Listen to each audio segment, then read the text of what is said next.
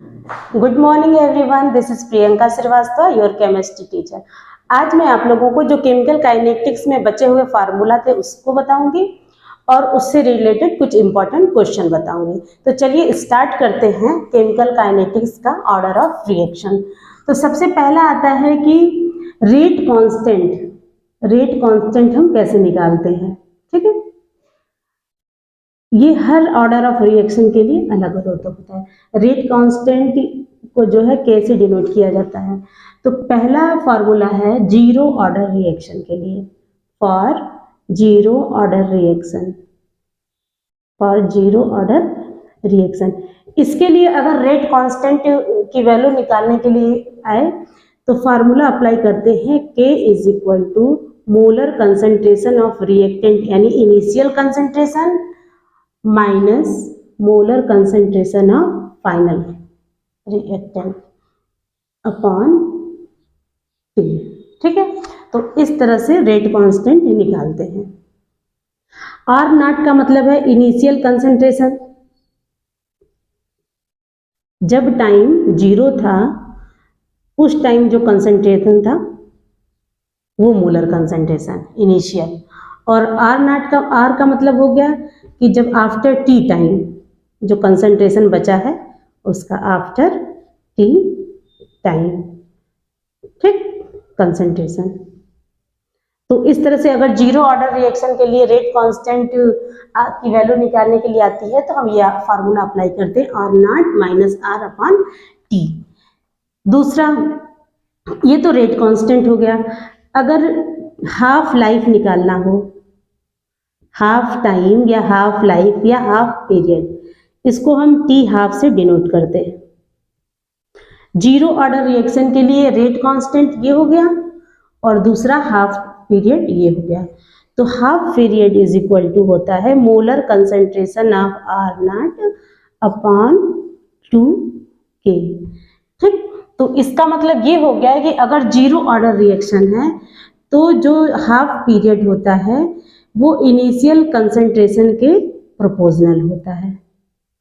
ठीक है, ये कभी कभी पूछा जाता है कि molar concentration in zero order reaction में किसके प्रोपोर्शनल होता है, तो वो हाफ लाइफ के प्रोपोर्शनल होता है। इसी तरह दूसरा आ जाता है first order reaction. First order reaction, इसके लिए अगर रेट कांस्टेंट हमको निकालना हो या आइडेंटिफाई करना हो तो rate constant is equal to होता है 2.303 upon T log molar concentration of R naught upon R। ठीक, जहाँ पे K हमको पता है कि रेट कांस्टेंट है, T का मतलब हो गया टाइम, कितने टाइम में जो है वो कंसंट्रेशन में चेंजिंग आ रही है। ठीक, R नॉट का मतलब हो गया इनिशियल कंसंट्रेशन, पहले जो कंसंट्रेशन था वो,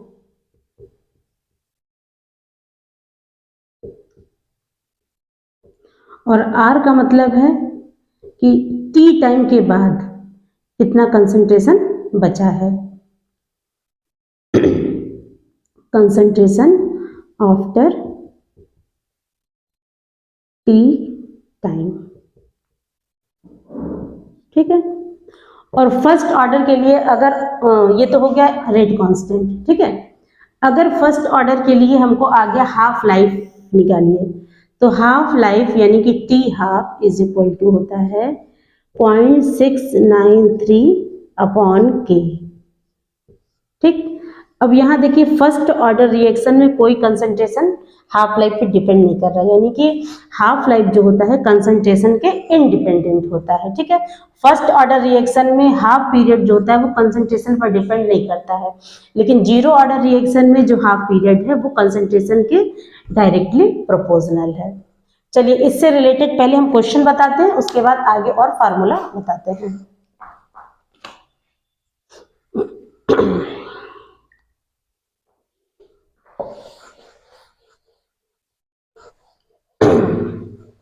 जैसे एक क्वेश्चन है 2018 में भी आया है और 2017 में भी आया है CBSE के।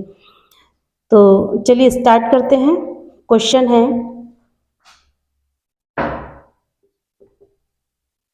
First order reaction, a first order reaction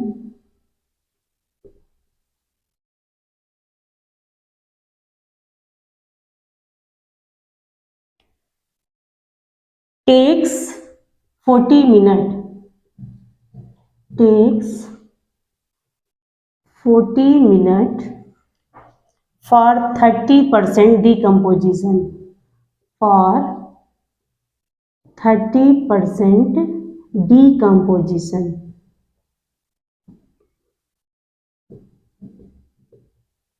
ठीक है, कैलकुलेट टी हाफ।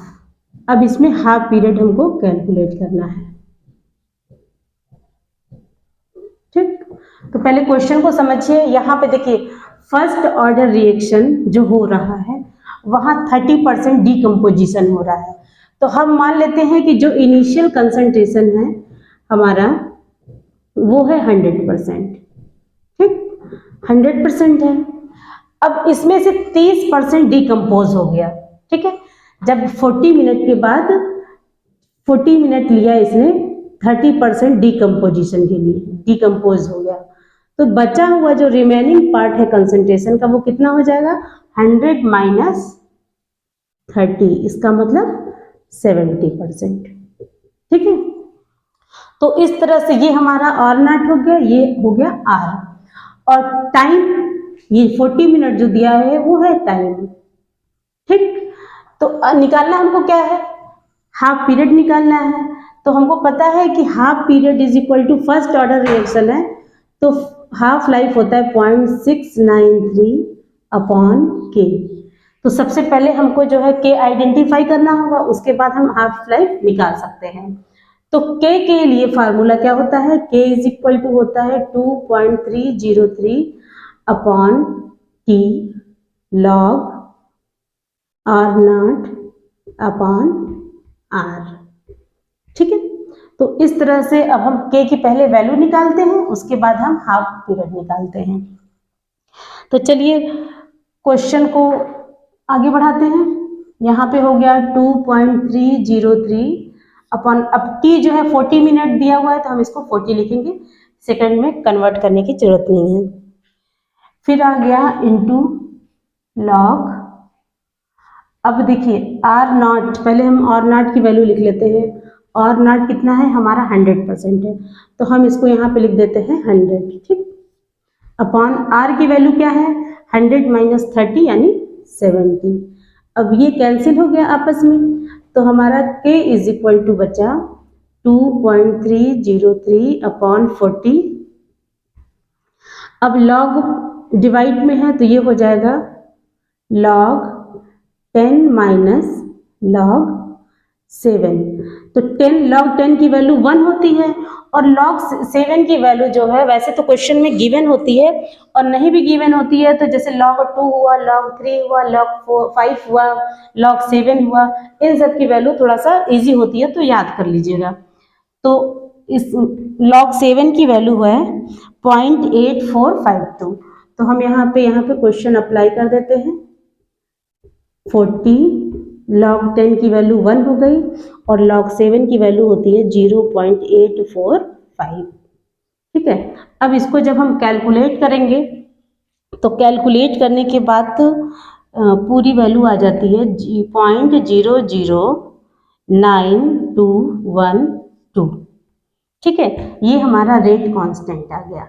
अब हमको हाफ पीरियड निकालना है। क्वेश्चन में आया है कि हमको हाफ लाइफ निकालनी है, तो T half is equal to होता है 593 अपॉन के की वैल्यू आ गई, तो के की वैल्यू यहाँ पे हम इनपुट कर देंगे 0.09212। इसको जब हम डिवाइड कर देते हैं तो हाफ लाइफ हमारा आ जाता है 75.2। ठीक है, अब चूंकि टाइम हमारा मिनट में दिया है तो हाफ लाइफ भी हमारा मिनट में होगा। तो इस तरह से हम क्वेश्चन, अगर हमको फार्मूला अप्लाई करना आता हो तो हम क्वेश्चन को इजीली सॉल्व कर सकते हैं। ठीक है, चलिए सेकंड क्वेश्चन एक और हम बता देते हैं, वो भी बहुत इंपॉर्टेंट है। सीबीएसई में जो है 2015 में आया है और 12 में आया है।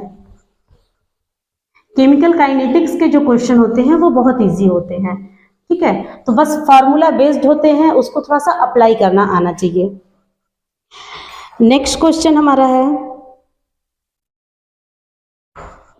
फर्स्ट ऑर्डर रिएक्शन, इसी बेस्ड है। A first order reaction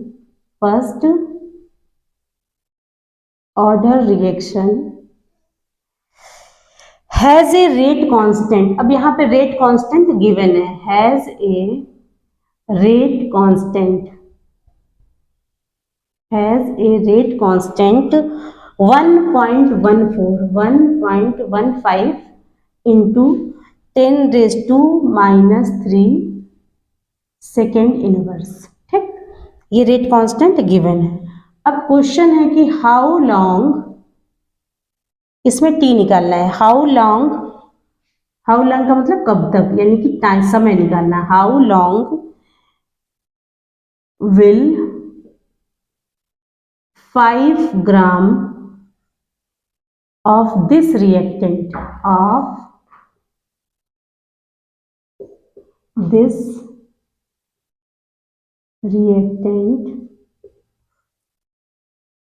takes to reduce 2 to 3 ग्राम, ठीक। ये क्वेश्चन दिया हुआ है। अब इसमें गिवन है log 5 की वैल्यू और log 3 की वैल्यू। गिवन है log 5 is equal to 6.6990 and log 3 की वैल्यू भी गिवन है इज इक्वल टू 0.4771। ये क्वेश्चन दिया हुआ है, ठीक है। अब इसमें देखिए क्वेश्चन में पढ़िए कि फर्स्ट ऑर्डर रिएक्शन है, ठीक। रेट कांस्टेंट दिया हुआ है, तो सबसे पहले जब भी हम सोल्यूशन करते हैं तो हम देखते हैं कि इसमें क्या क्या गिवन है। तो रेट कांस्टेंट गिवन है, it means k is equal to given है 1.15 इंटू 10⁻³ सेकेंड इनवर्स, ठीक है। यूनिट का बहुत ज्यादा ध्यान दीजिएगा, यूनिट पे हाफ मार्क्स आपके कट जाते हैं अगर यूनिट नहीं लिखा होगा तो। जैसे हम रेट कांस्टेंट बस इतना लिख दीजिए आंसर में और यूनिट नहीं लिखा है तो नंबर कट जाएगा। अभी जैसे इससे पहले हमने हाफ लाइफ बताया था, t half is equal to आया था 75.2। अगर हम यहाँ पे यूनिट नहीं लिखेंगे या मिनट सेकंड जिसमें भी यूनिट आ रहा है, अगर हम मिनट नहीं लिखते हैं तो यहाँ पे हाफ मार्क्स जो है हमारे डिडक्ट हो जाते हैं। तो यूनिट, कोई भी क्वेश्चन अगर करिएगा तो यूनिट का बहुत खास तौर से ध्यान रखिएगा, यूनिट लिखना बहुत जरूरी होता है। तो क्वेश्चन है रेट कांस्टेंट गिवन है। अब क्वेश्चन है कि how long will 5 gram to this reactant take to reduce 3 gram. इसका मतलब कि जो इनिशियल उसका कंसंट्रेशन था वो 5 ग्राम था, बाद में वो 3 ग्राम हो गया। तो हम इसको जो है, चूंकि ये ग्राम में दिया हुआ है तो हम इसको चेंज नहीं करेंगे क्योंकि बाद में अपोजिट रहता है एक दूसरे के, तो ये ग्राम कैंसिल हो जाएगा। तो हम यहाँ पे लिखेंगे concentration of R is equal to 5 and R is equal to 3, ठीक है। ये 5 ग्राम है और अगर ऐसा कुछ होता तो हम इसको चेंज कर लेते कंसंट्रेशन में, बट यहाँ पे यूनिट कैंसिल हो जाएगी इसलिए हमने इसको चेंज नहीं किया। अब ये चीजें गिवन है। हाउ लॉन्ग का मतलब कि कितने टाइम में, यानी कि यहाँ पे हमको टाइम निकालना है। अब हमको पता है कि k इज इक्वल टू होता है 2.303/t log R0/R, ठीक है। अब हमको t आइडेंटिफाई करना है तो क्रॉस मल्टीप्लिकेशन कर देंगे, t इज इक्वल टू इधर कर देंगे, t इज इक्वल टू हो जाएगा 2.303/k log R0/R। सारी वैल्यू पुटअप इस पे कर देते हैं। 2.303 रेट कांस्टेंट ये हो गया हमारा 1.15 इंटू 10⁻³ सेकेंड इनवर्स और लॉग। अब यहाँ पे देखिए कंसंट्रेशन यहाँ पे R0 है 5 ग्राम, ठीक, अपॉन R की वैल्यू है 3 ग्राम। तो अब यहाँ पे ग्राम ग्राम कैंसिल हो गया, इसलिए हमने ग्राम को जो है कंसंट्रेशन में चेंज नहीं किया, ठीक है। तो जैसे दिया हुआ है क्वेश्चन में एज इट इज हमने यहाँ पे रख लिया। अब यहाँ पे log 1.15 इंटू 10⁻³ लॉग की वैल्यू क्या हो जाएगी, log 5 हो गया और माइनस log 3 हो गया। अब चूंकि log की वैल्यू यहाँ पे दी हुई है क्वेश्चन में, तो हम इजीली इसको जो है कैलकुलेट कर सकते हैं। 1.15 इंटू 10⁻³ log 5 की वैल्यू दी हुई है 0.6990 माइनस log 3 की वैल्यू है 0.4771। ठीक है, अब इसको जब हम कैलकुलेट कर लेते हैं तो हमारा यहाँ पे आ जाता है 2.303 अपॉन 1.15 इंटू 10⁻³ इंटू इसको जब हम माइनस करेंगे तो आ जाता है 0.2219। ठीक, अब इसके बाद जब इसको डिवाइड करेंगे और पूरा सिंप्लीफाई करने के बाद हमारा आंसर आ जाता है 0.511 अपॉन ये 1.15 इंटू ये जो पावर -3 है, जब ये ऊपर जाएगा तो यहाँ पे +3 में कन्वर्ट हो जाएगा। अब इसको हम डिवाइड कर लेते हैं तो आंसर आ जाएगा 4.443 इंटू 10⁻3। ठीक, सॉरी पावर 2। अब पावर 2 है यानी कि एक हम इसको पीछे भी कर सकते हैं तो आ जाएगा 444.3 सेकेंड। ये हो गया यूनिट। ठीक है, टाइम निकालना है और वो भी जो है टाइम यहाँ पे सेकेंड इनवर्स है रेट कांस्टेंट, तो जो टाइम होगा वो हमारा यहाँ पे सेकेंड निकलेगा। तो इस तरह से ये आंसर आ गया। ठीक, चलिए दूसरा फार्मूला बनाते हैं। एक जो इस केमिकल काइनेटिक्स का बहुत इंपॉर्टेंट फार्मूला है, आर्हेनियस इक्वेशन। ये एक्चुअल में आर्हेनियस इक्वेशन ही पूछा जाता है कि इक्वेशन में आर्हेनियस इक्वेशन है क्या, और उससे रिलेटेड क्वेश्चन भी आता है। तो चलिए तीसरा फिफ्थ डाल लीजिए, या जो तीसरा नंबर हो या फिफ्थ नंबर हो डाल लीजिए, Arrhenius equation. Arrhenius equation, Arrhenius ये बहुत इंपॉर्टेंट है। वैसे तो हमने वही फार्मूलाज बताए हैं जो इंपॉर्टेंट हैं और बार बार पूछे जाते हैं, रिपीटेड होते हैं। Arrhenius equation, Arrhenius equation. Arrhenius equation का मतलब होता है K is equal to A base E minus EA upon RT। इसको कहते हैं आर्हेनियस इक्वेशन। K का मतलब हो गया रेट कांस्टेंट, A का मतलब हो गया आर्हेनियस फैक्टर, और यहाँ पे EA है एक्टिवेशन एनर्जी, R का मतलब हो गया गैसियस कांस्टेंट और T का मतलब हो गया एब्सोल्यूट टेम्परेचर। ठीक, इसको हम लिख देते हैं, ये हो गया आर्हेनियस फैक्टर, आर्हेनियस फैक्टर। ठीक, और EA का मतलब हो गया एक्टिवेशन एनर्जी। जब कोई रिएक्शन होता है और प्रोडक्ट का जितनी जल्दी फॉर्मेशन होता है, एक्टिवेशन एनर्जी उतना ही कम होती है। R का मतलब हो गया गैस कांस्टेंट, जिसकी वैल्यू होती है 8.314 गैस कांस्टेंट, और T का मतलब हो गया टेम्परेचर। ठीक है, अब मान लीजिए दो ऑर्डर ऑफ रिएक्शन है, उसमें रेट कांस्टेंट जो है 2 है। अगर मान लीजिए if rate constants are K1 and K2, ठीक, एंड टेम्परेचर आर, टेम्परेचर भी चेंज हो जाता है T1 and T2 respectively.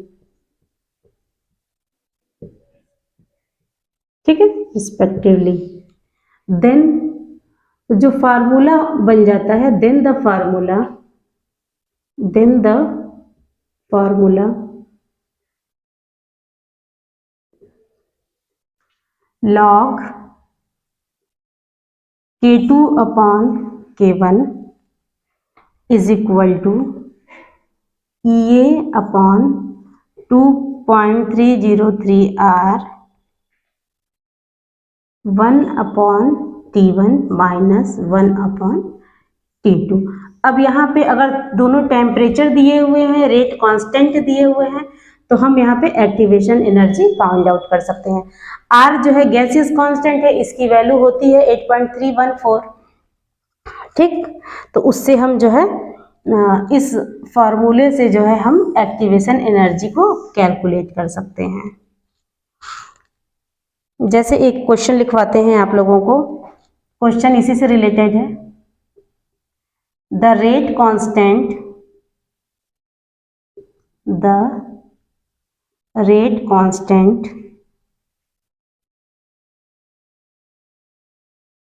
of a reaction at 500 and 700 kelvin. ठीक है, ये दो टेम्परेचर दिया हुआ है, इसका मतलब ये T1 है और ये T2 है। R 0.02 second inverse and 0.07 second inverse respectively.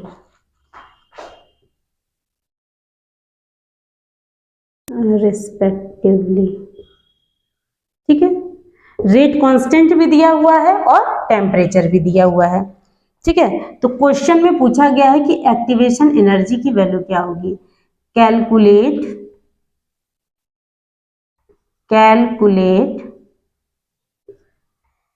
The value of activation energy, यानी कि वैल्यू ऑफ EA। ठीक है, तो ये क्वेश्चन भी इसी फार्मूले से हम कैलकुलेट कर सकते हैं। जैसे यहाँ गिवन क्या है, T1 is equal to 500 kelvin, T2 is equal to 700 kelvin. ठीक, और K1 इज इक्वल टू क्या दिया हुआ है, K1 इज इक्वल टू है 0.02 second inverse, K2 is equal to है 0.07 सेकेंड इनवर्स।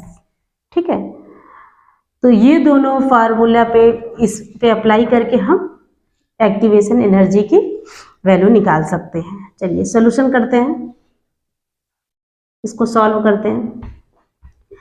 लॉग K2 कितना है 0.07 अपॉन लॉग K1 कितना है 0.02। ठीक, इज इक्वल टू एक्टिवेशन हमको निकालनी है, एक्टिवेशन एनर्जी अपॉन 2.303 R की वैल्यू हो गई 8.314। ठीक है, उसके बाद आ गया 1/T1 माइनस 1/T2। तो अगर हम इसका एलसीएम ले लेंगे तो हमारा आ जाता है T1 और T2।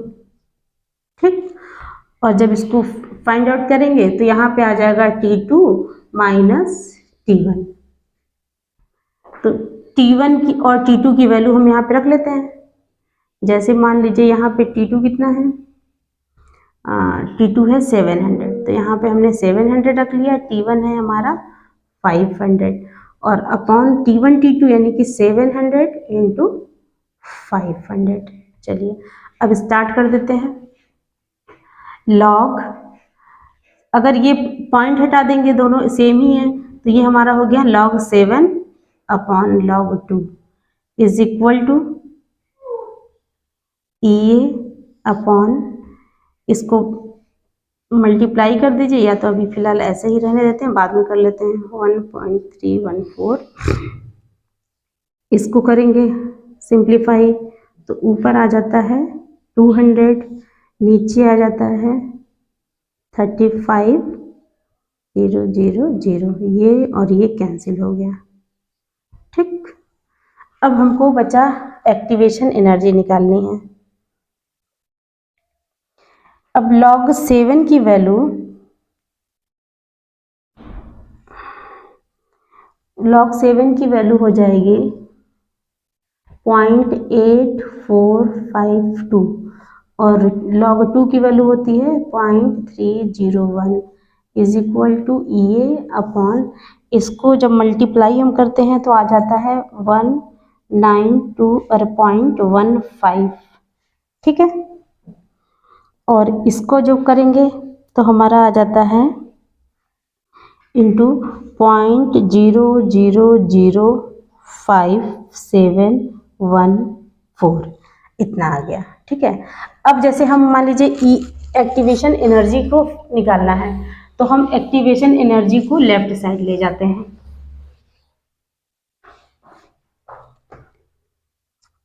तो एक्टिवेशन एनर्जी हमने यहाँ ले ली, ठीक है। क्रॉस मल्टीप्लिकेशन कर देंगे तो क्रॉस मल्टीप्लिकेशन में क्या हो जाएगा, ये यहाँ पे ऐसे नहीं रहेगा, इसको अगर हम करते हैं तो हमारा आ जाता है ये देखिए, पहले इसको हम डिवाइड कर लेते हैं तो आ जाता है 2.80 is equal to activation energy upon 19.15 into, अब जैसे ये है 4 यूनिट हम इधर कर देते हैं 5.714 इंटू, ये पॉइंट जो है यहाँ पे अगर लगाए तो 4 यूनिट पीछे हो गया, तो हमने इसको क्या लिख लिया 10 का पावर -4, ठीक। अब एक्टिवेशन एनर्जी हम फाइंड आउट करेंगे तो क्रॉस मल्टीप्लिकेशन कर लेते हैं, आ गया 2.80 इंटू 19.15 अपॉन, ये नीचे आ गया 5.714 इंटू 10⁻⁻14, ठीक है। अब इसको जब हम कैलकुलेट पूरा करेंगे तो हमारा आ जाता है 9.3839 इंटू 10⁻⁴। अब एक्टिवेशन एनर्जी जो होती है, कोई भी एनर्जी अधिकतर जूल में होती है, ठीक। तो एनर्जी है इसलिए इसकी यूनिट हो गई जूल। तो इस तरह से एक्टिवेशन एनर्जी हम फाइंड आउट कर सकते हैं, ठीक। तो कुछ क्वेश्चन और कुछ फार्मूला हमने कोशिश यही की कि केमिकल काइनेटिक्स के हम आप लोगों को अच्छी तरह से सिखा